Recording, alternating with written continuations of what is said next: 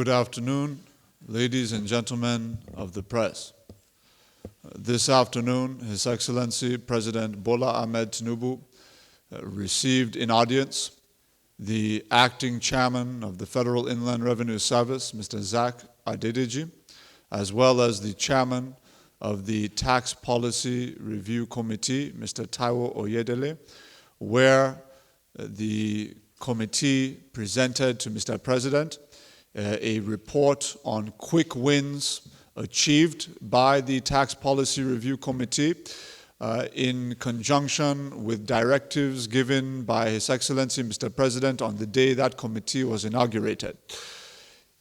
After listening to a presentation by the committee chairman, the President directed the Special Advisor to the President on Policy Coordination to liaise with the Secretary to the Government of the Federation and the Chairman of the Tax Policy Review Committee to ensure that the recommendations of the committee are swiftly and immediately implemented across all ministries, departments, and agencies of the federal government to ensure that there is effective synergy and to ensure that every institution of the federal government is on the same page with respect to how tax policy will be implemented henceforth.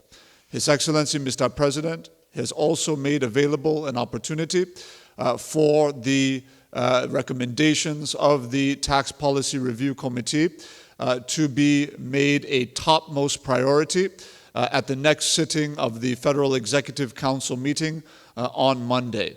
Mr. President will continue to emphasize the importance of ensuring that our tax authorities are not taxing the seed, but are taxing the fruit. And that will continue to be the focus.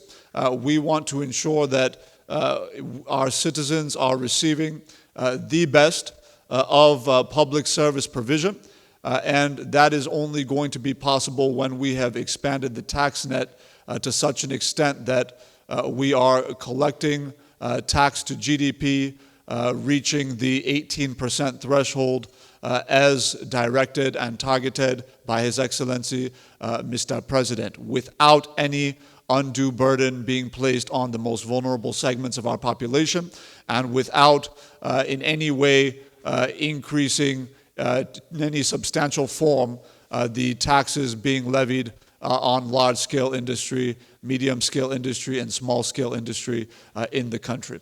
Thank you very much. A few months ago, Mr. President set up the Presidential Committee on Fiscal Policy and Tax Reform. And part of our remit is that we divide our work into short, medium, and long term. Graciously, today, Mr. President received the President, the Chairman of the committee to brief him on the progress so far. And we think it is also good that the Chairman of the committee brief the press so that the public can know where we are and the expectations. So I will yield to the Chairman of the committee to brief, and then if there is specific questions, he will answer, and then he will be here to answer it. Thank you so much, Mr. Taiwo. A few months ago, Mr. President set up the Presidential Committee on Fiscal Policy and Tax Reform. And part of our remit is that we divide our work into short, medium, and long term. Graciously, today, Mr. President received the President, the Chairman of the committee to brief him on the progress so far. And we think it is also good that the Chairman of the committee brief the press so that the public can know where we are and the expectations. So I will yield to the Chairman of the committee to brief, and then if there is specific questions, he will answer, and then he will be here to answer it. Thank you so much, Mr. Taiwo. Very much the acting chairman of the FRS, my friend and brother. And good afternoon think it's afternoon, yes. Good afternoon, gentlemen of the press. As the acting chairman of the FRS has rightly said, we were inaugurated by Mr. President on the 8th of August as the Presidential Fiscal Policy and Tax Reforms Committee with a mandate to help reform the fiscal system and the tax administration, not tax, actually revenue, because it's bigger than tax, for our dear country, Nigeria. The work we have been given to do has 3 pillars. One is fiscal governance and issues to do with fiscal policy, coordination with monetary policy, issues to do with respect for legal thresholds, debt to GDP, debt service to revenue ratio, deficit in the budget as a ratio of GDP, and so on and so forth. And more importantly also is the coordination with subnational. So the second pillar of our work is revenue transformation, which is where we're looking at both non-tax and tax revenue, including how do you optimize value from government assets and natural resources. How do we gain more efficiency from government-owned enterprises so that they can yield returns for the Nigerian people. The third leg or pillar of our work is to do with economic growth facilitation. Now, the principle behind this is that at the end of the day, the most sustainable way for any country to generate revenue is to grow the economy. When businesses succeed, when individuals prosper, they pay taxes. For us, that's the most fundamental. So we're looking at how can we remove the impediments to businesses, to trade, to, even think about young Nigerians.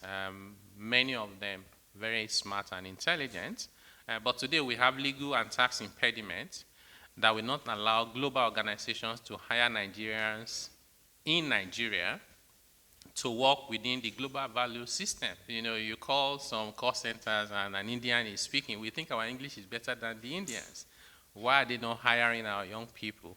So we'll remove those impediments so that people can then gain employment and dollars while they're here in Nigeria, which not only helps with our foreign exchange management, but ensures that people also have prosperity to live themselves and families from poverty. And of course, they'll pay taxes on their income to the government. So we have been working very hard since the committee was inaugurated. We have 6 subcommittees, and we meet every single day. There's a subcommittee meeting every single day. Sometimes, we have 2 meetings in a day. For us, that's the sense of urgency in dealing with issues affecting our country. So even though we did not present the report to Mr. President exactly when it was 30 days, because Mr. President was busy outside the country with very important engagement from G20 to United Nations General Assembly, what we had done since then was to start speaking to the various policymakers, from the central bank leadership to the finance minister, who is also the coordinating minister for the economy, to the FRS and the Joint Task Board, and even to state governors. We also had sessions with the Senate. So we have been actively engaging with various key stakeholders, pretty much trying to put the framework in place for implementing our recommendations. So what we did today was to formally present the report to Mr. President.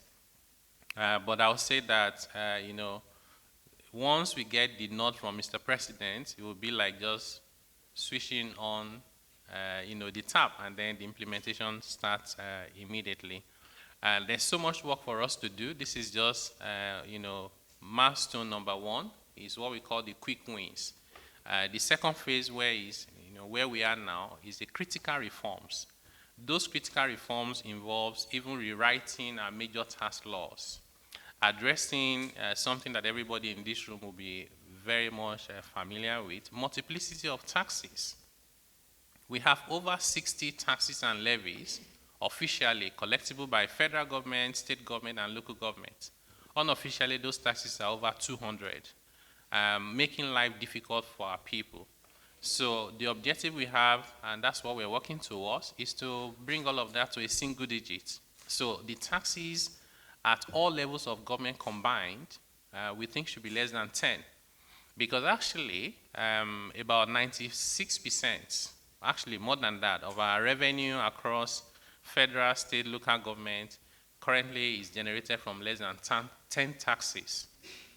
And we've seen countries like South Africa generating more than our entire national tax revenue from just one tax. So there's no evidence to show, in fact, the contrary is true, that the more the number of taxes you have, actually the less revenue you collect, because you just create the opportunity for leakages and some non-state actors collecting money and keeping it to themselves. We're speaking to traders, Matan, and they said to us, people selling pure water in the market collect, they call it tickets, 7 tickets every single day. Why should someone who is just trying to, hawk pure water to keep body and soul together have to pay 7 taxes on a daily basis? It doesn't make a lot of sense to us. So now we are at that phase of rewriting our laws. We spent time with the Senate, and we would also do the same thing with the House of Assembly. And the whole idea is we think that some of the reforms we need to introduce, we have to go to the Constitution itself. Lack of clarity about taxing rights between levels of government. We're all familiar with the dispute around VAT, value-added tax. We think that the solution will not come from the courts. It will come from Nigerians coming together to say, actually, this is the best way to deal with these matters. We have commenced our public consultation and stakeholder engagement. It's open until the 15th of November. I'm glad to inform you that after just a few days of opening up that platform for engagement, we have received input from every single state in Nigeria, and we're just starting. So we'd also encourage the media to help us project and amplify those messages. We want to listen to every single person who has something to say. I was particularly delighted because in our stakeholder engagement groups, we have Nigerians living with disabilities. Of course, we have farmers, we have Nigerians living in the diaspora. But I met a man who was on a wheelchair, and he stopped me and said, are you Mr. Taiwo Yedele? And I said, yes. So he already opened his phone and showed me the message we published, saying that we're also going to engage with people with disabilities. And I said, thank you very much for remembering us. And my heart was... It was as if there was a light that just goes off.